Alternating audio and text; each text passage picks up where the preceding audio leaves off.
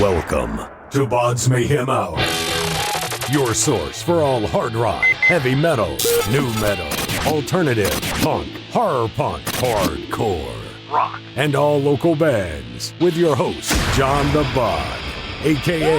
the Bodfather.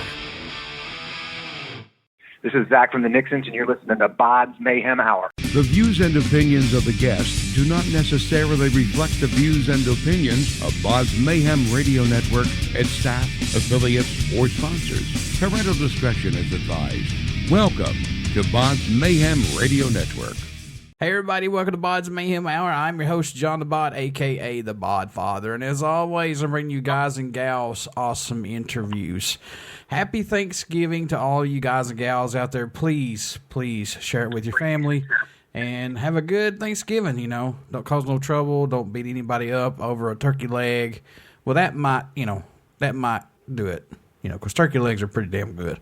Dirt cake, stuff like that, hey, it's all fair game. But anyway, happy Thanksgiving to all you guys out there. So today, it's a huge privilege and honor to welcome Zac Maloy. He's from the Nixons, and the Nixons are releasing their 25th anniversary reissue of Foma.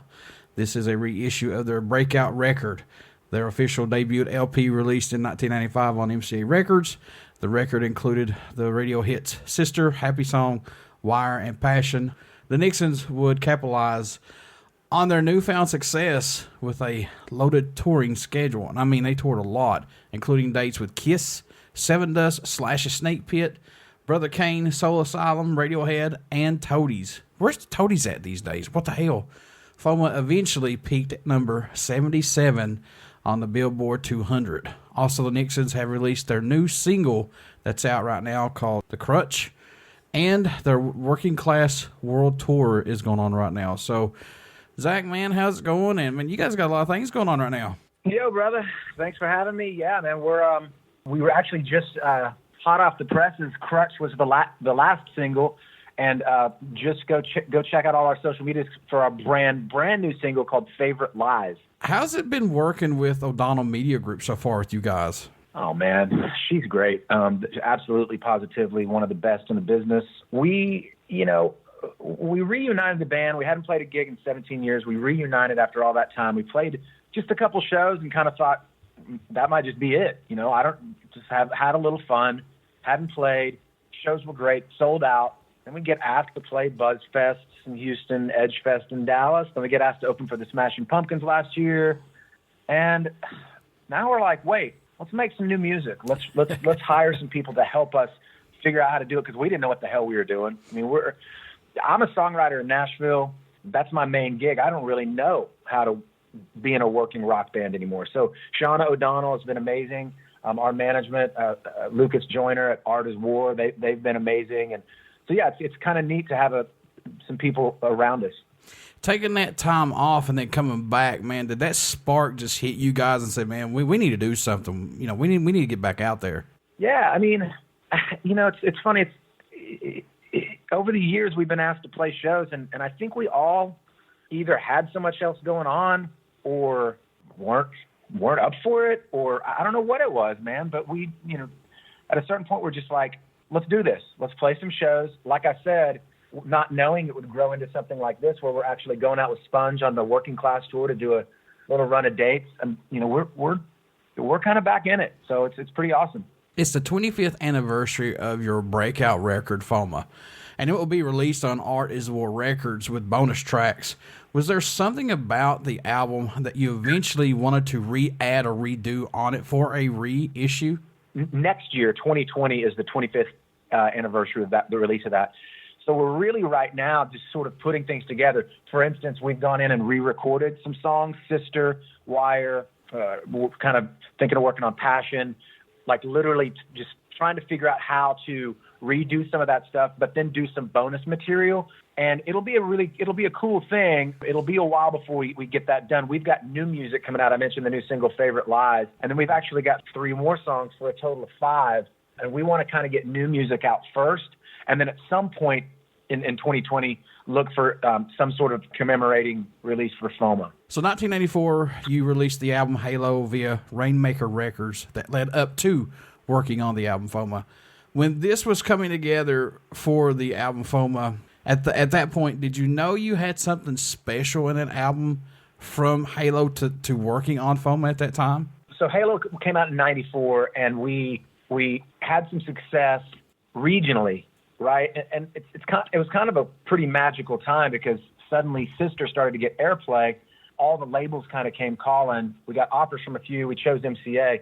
And to answer your question, yeah, man, making this record in L.A. with Mark Dodson, who produced it, the mixer, Toby Wright, who had mixed Alice in Chains and Korn and a bunch of other stuff, he just, he kind of breathes a life into it that, like, I listen to now, and it's my band, so, maybe I'm biased, but I just think it's kind of timeless. I mean, I listen to it now, and it stands up, man. The songs do, the songwriting, the recording, everything about it, man. I'm really proud of it. And so, someone reminded us, like a year ago, oh, wow, it'll be 25 years soon. So that's why we started talking about, let's do something to celebrate that. And that's special for bands, and I don't think that people really lets that sink in. 25 years for an album and a band to be around doing, one-offs or whatever, that still stands legitimately good for bands because it's so hard to even do anything now the way the industry is. Yeah, man, I honestly, you said it. I sometimes can't believe it. Like we do these shows and like we offer VIP packages and, people get to come backstage and do a picture and they're always crowded. And I always think that's like $100 for the VIP thing in some cases. But yeah, it's crazy after all that time. I keep reminding myself of like, wow, we did make a little bit of an impact, so much so that we still got, 50 people that want to come backstage to meet us, and then a room full of people to rock out for. Working with Mark Dodson, him producing this album, did he get something out of you guys that possibly somebody, may not have gotten? Did he push you that extra mile on that album, you think? He absolutely did. I know he pushed me, and I think I speak for the other guys that, here's a guy that we knew had worked with The Who, okay? And he had produced Judas Priest. He actually got Glenn Tipton from Judas Priest to guest solo on a song on Foma. So, yeah, absolutely he pushed us. But more importantly, we just trusted him and knew that he was guiding the ship right. He's a badass. You got the new single, Crutch, that's out right now. Plus you got some other stuff that's written. How much do you have written on this new album coming out? Is it going to be an album, EP? What are you guys hoping to do? EP. So the first single was Crutch. The current single that just dropped is called Favorite Lies. And then we got a couple other songs. We've been playing live, one of them called Ghost of an Angel, which I absolutely love. And then a song called Letters from the Outside World. And the fifth one is called Heaven is a Heartbreak. And, man, I'm super proud of it. We didn't do this on purpose, but we are the kind of band that can do something really, really heavy, like the song Foma or Blind, that's heavy. I mean, that's mosh pit worthy. Then Sister obviously is a ballad. Passion has an acoustic guitar and a string quartet. Then Happy Song's kind of silly and fun and bouncy. All those are from Foma. So now we sort of have Heaven is a Heartbreak and Letters are probably some of the heaviest stuff we've ever done. Crutch is one of the more intense songs. Favorite Lies falls a little bit more into the category of happy song, and that it's kind of a little bouncier and fun. And I'm proud of that, man. That we can do that. Then we can take Ghost of an Angel, and it literally starts with me and an acoustic guitar. So, I dig bands that are, when you listen to a band from track 1 to 12, that it's all head, banging your head and it's in your face. I dig that. That's cool for that band if that's how they want to roll. But I dig it that we can slow it down, that we can have actually lyrics that mean something, that we can have melody, that we can have, stories in some case. But then we can turn around and have Crutch just be, just rock straight ahead. So coming back and working on these new tracks, though, do you see a musical growth, though, from when you guys took a break and came back, Zach? Do you see the musical growth now? I have to tell you, man, I mean, and again, I'm going to sound a little bit boastful here, but Ricky, bass player who brought in a couple of the original riffs for a couple of these songs that I just thought were, ingenious and really, sort of super interesting, but also hooky, even though he doesn't set out for that. He doesn't care about that. He's trying to just make something cool. But, he's been going to a lot of rock shows and listening to a lot of music, and you can tell. I mean, he's almost like at a master level student of music right now, rock and roll. John has been this drummer for Caesar, so he hasn't missed a beat. Sorry for that. You're fine. The reference. But and then Jesse, you know, when he sent me a batch of musical ideas to sort of listen to, see if anything sparked me. And 2 or 3 of them just blew me away right away. Some of my favorite things he's ever written, and he brought in some of the original ideas way back in the day, even before Foma. So, you know, it's super cool to get that stuff from the guys and just immediately feel inspired. And then, you know, I'd like to think that my job, having been in the room with, you know, everyone from Carrie Underwood to Three Doors Down to Skillet, you know, I've had cuts with tons of bands, tons of artists across all genres. And yeah, I mean, I got to think that that's helped with my craft, you know, and helped me realize, you know, how to, you know, make a good song. What led you guys to choose the Crutch to be the first single? Did you already have songs already written? And if so, what was the factor of Crutch being the first one? Yeah, we had the songs all recorded actually, and we knew we went back and forth. I mean, there was talk about should it be Favorite Lies, should it be Letters, and it just kind of felt right. Like that's the one. It's the up tempo one. It's the you know it's got a, you know, a pretty memorable, you know, sort of hook. You know, I won't be your crutch. And so yeah, I mean, I think it just sort of felt like, okay, Crutch should be the first one. What do you hope everyone takes away, or message you hope they hear while listening to any of the Nixons music in general? What do you hope that they get from it? Man, I just hope that they listen to it and they're like, I dig this. I mean, I like this. I'm going to play this again. I'm going to tell a friend about it. That it's good music. It's you know, it's the first time I heard, you know, Neil Young. It's the first time I heard Pearl Jam. Yes, I just compared us to Neil Young and Pearl Jam. I did that. I just realized that halfway through. No, man, but it's the same feeling that that you got when you heard your favorite band, you know, when you were 16 or you know, I'm 50, you know, and I still hear a song. My kid will play me a song. Check this tune out by this guy Post Malone, Dad. And I'm like, whoa, that's good. That's good songwriting. And then, you know, turn right around and say, you know, check out this new single from Chris Stapleton. I mean, it doesn't matter the genre. It doesn't matter the vibe. It's like, this is good. I want people to just sit down and listen and say, damn, this is some good music. You know, I'm going to throw this out here right now, and I know a lot of people are hating on Ozzy right now because of his new music, but I absolutely love it. If people would just stop, open their ears, and realize that this isn't the 70s and 80s and 90s no more. People are growing as musicians. You know, you could be 80 years old and still grow as a musician. You know what I'm saying? So absolutely, man. I agree with you wholeheartedly. People that hate on anyone that does anything. Remember, Chris Cornell did an album with Timbaland once, and I remember friends being like, "That's not cool. That's not pure." And I just say, "Fuck that, man." Yeah. I mean, he wanted to go make a different kind of record. Mm-hmm. And bands do that, and I have respect for them. You know, if they don't want to pigeonhole themselves into just one thing, they want to grow. They want to step out of that box, and I have no problem with that. Look at Zakk Wylde. Hell, he uses banjo sometimes in his music. And there's nothing wrong with that. It sounds great. Absolutely, man. I couldn't agree more. What does the Nixons bring to the table for music that's not out there as of right now, if anything, possibly? What are you guys adding to that wheel, if anything? It's something I kind of touched on a second ago, man, and it's that, you know, I care about lyrics, right? I mean, I care about what the song's saying, and I'm not dissing anyone that has lyrics that are a little nonsensical.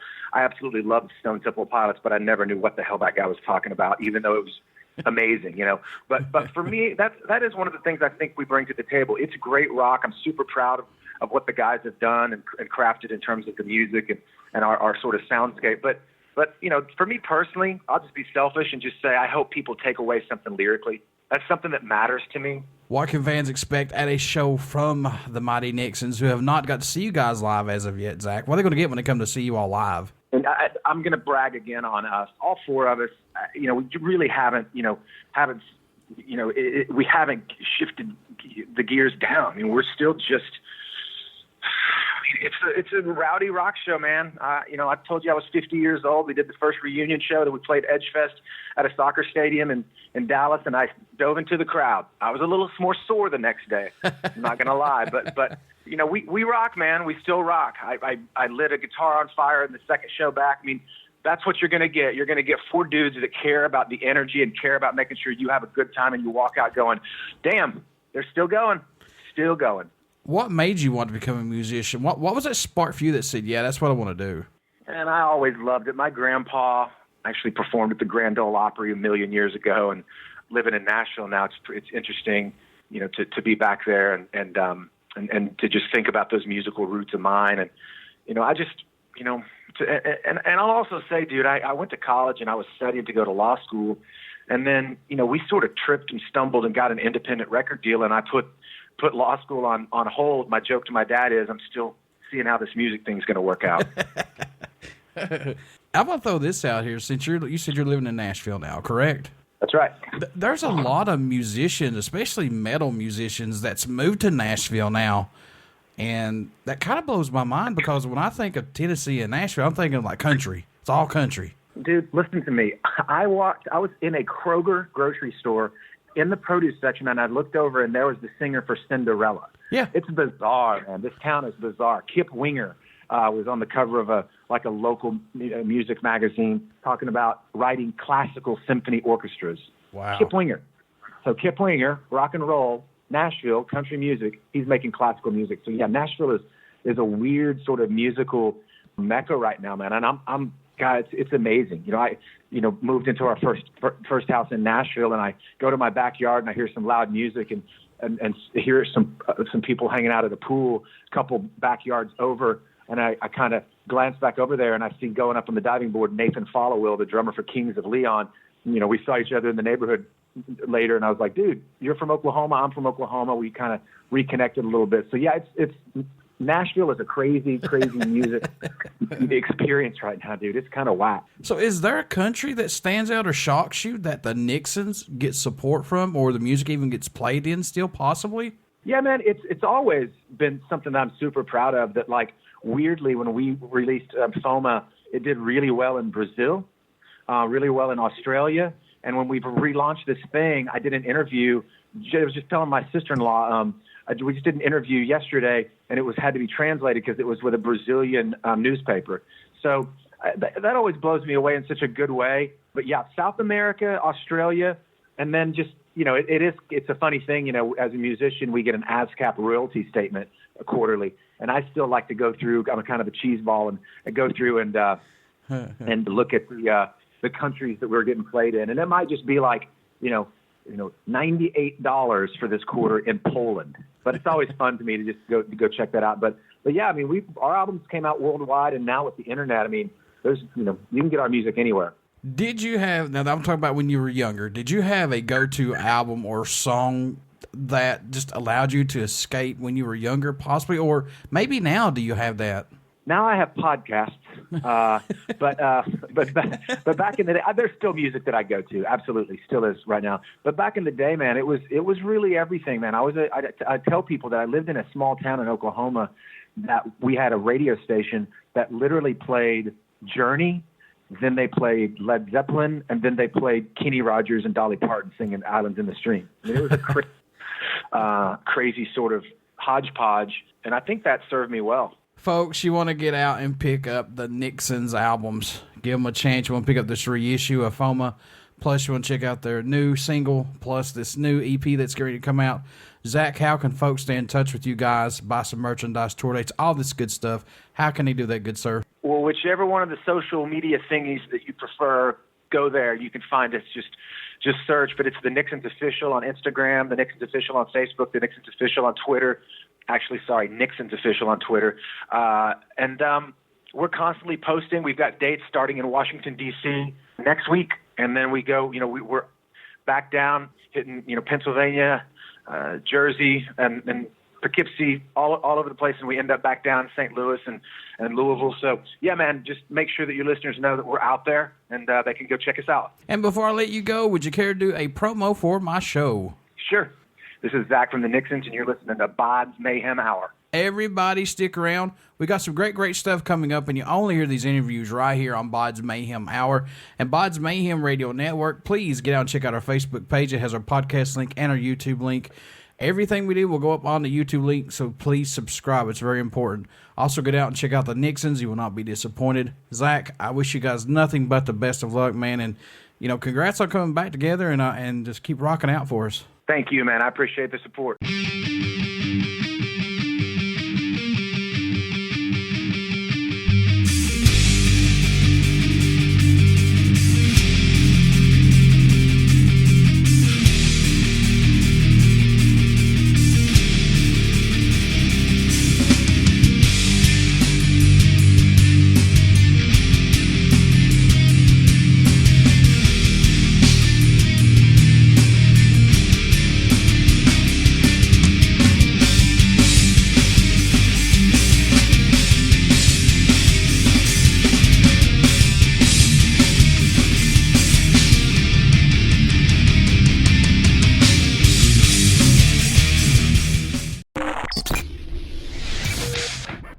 You're listening to BODS Mayhem Hour. Follow us on Facebook, Twitter, and Instagram.